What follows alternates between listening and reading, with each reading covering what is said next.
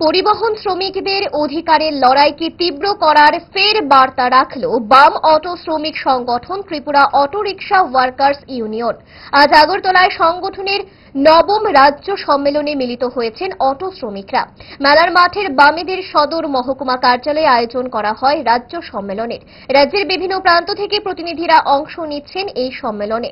সংগঠনের নতুন কমিটি গঠন ছাড়াও শ্রমিকদের অধিকার রক্ষার লড়াইকে বিস্তারিত করার কৌশল নির্ধারণ করা হবে সম্মেলন মঞ্চ থেকে। সম্মেলনে উদ্বোধন করতে উপস্থিত ছিলেন প্রবীণ বাম শ্রমিক নেতা শঙ্কর প্রসাদ দত্ত। সম্মেলন উদ্বোধন করে বাম শ্রমিক নেতা শঙ্কর প্রসাদ দত্ত কি বলেছেন শোনাবো।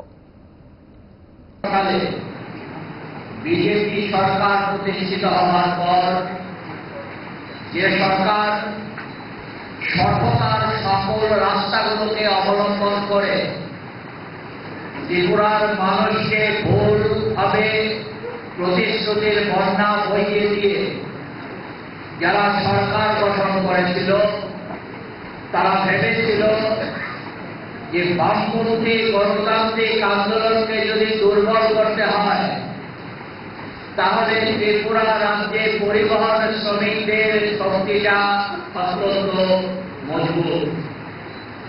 আর এই পরিবহন শ্রমিকরা যারা ত্রিপুরা রাজ্যের গণতান্ত্রিক আন্দোলনকে এবং শ্রমজীবী মানুষের আন্দোলনকে শক্তিশালী করতে গুরুত্বপূর্ণ ভূমিকা নিচ্ছেন।